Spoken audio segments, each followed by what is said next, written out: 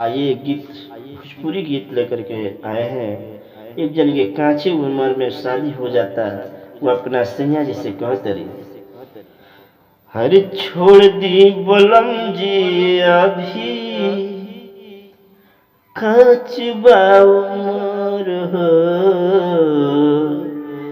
किसे जवाला एज नइखे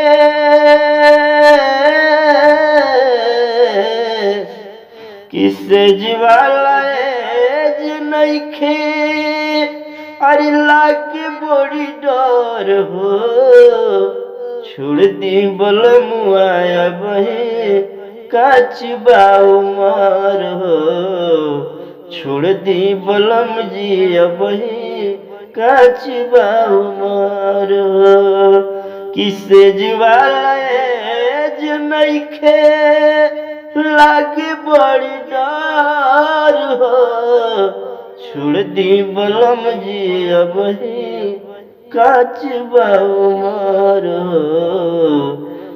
अच्छा लगे तो इस गीत को इस चैनल को सब्सक्राइब, वीडियो को लाइक और ज़्यादा से ज़्यादा शेयर करें। धन्यवाद।